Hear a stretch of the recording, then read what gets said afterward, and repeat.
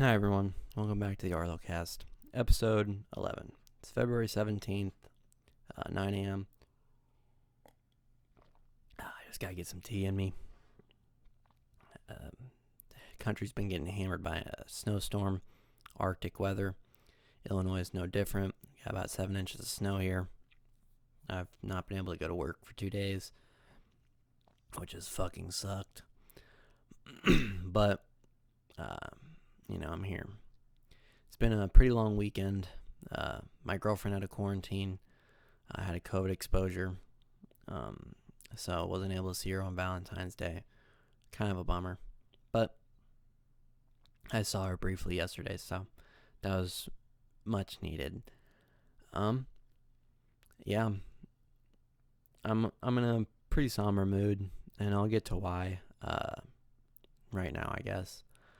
So Sunday, I lost my cat that was battling an abscess tooth, stroke, and a couple other issues all related. And we were trying our hardest to nurture him, hand feed him, and stuff like that, and it didn't all work out. And that pain is uh, difficult to handle. It's one thing to fail yourself. It's another thing to fail someone or something that you love, and it's another thing to fail at something and not try, right? You can kind of justify in your head that, oh, well, if I would have tried harder, it would have been okay. It's another to fail at something that you gave your all because you know that you weren't enough. And that's very hard to deal with for me. I struggle with that a lot. But this isn't my first time being through this. My family has owned a ton of pets in our life, and I've dealt with a lot of death in that time too. And so this video, I don't want it to be a pity party or anything. This is me trying to get some stuff off my chest and maybe give some advice as to how to handle that and move forward, right? So first off, my advice is what I'm doing exactly right now, which is talking about it. It's very difficult to handle abstract thoughts in your brain, right? They can bounce around back and forth and transform themselves into crazy lies, essentially, right? Fantasies, made up situations that will never happen, didn't happen, won't happen, and you're just damaging yourself by trying to run through them, right? And so by talking about it, it makes it, absolute, concrete, right? And can help you kind of work around the thoughts. So talking about it helps a lot, right? And then getting away from it momentarily can always be a real aid, right?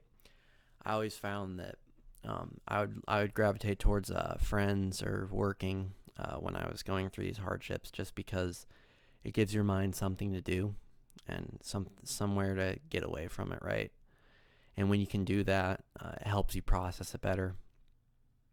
But it's never easy. So I want to share a story. I have a couple, but this was right after I'd lost like my childhood dog. That was like, he was my guy, right? And I was in a real dark place. And I remember I hadn't really told anyone because I just didn't like doing that, right? And I was out with this group of friends, and we went and saw a movie, and then we went to go out and eat, right? And I hadn't eaten in like a day or so because I can't eat when I get really, really upset. I just get sick. But I was finally feeling hungry again, right? And I was like, all right, I'll get a burger from McDonald's. And, I got a burger, and I'm not a huge fan of their, everything on it, right? I just wanted cheese, and that's what I ordered, but they gave me everything, and I just felt defeated and was like, genuinely upset. And it was really crushing, as little as that sounds, right? And I remember, plain as day, this girl took the burger that I was about to throw out the window because of, the toppings on it. And she took the time before she ate her food, right? And she like scraped off the burger for me and, put it back together and was like, here, and she had no idea about what had happened or anything. It was just an act of kindness. And she probably doesn't even remember that, but it it was like 4 or 5 years ago, and I still to this day, I mean, it just it reminds me that there's good, right? And there's hope. And yeah. Same thing happened Sunday. Even though my girlfriend was quarantining, she was able to drop off some cookies and a coffee for me. So I really, really appreciated that. She didn't know what was going on either. And so again, those little acts of kindness can really lift you out of a dark place. So exposing yourself to your friends and your loved ones that can show you there is still hope and such can be very helpful. And then really the only other tip is, and time heals, but it doesn't heal absolutely.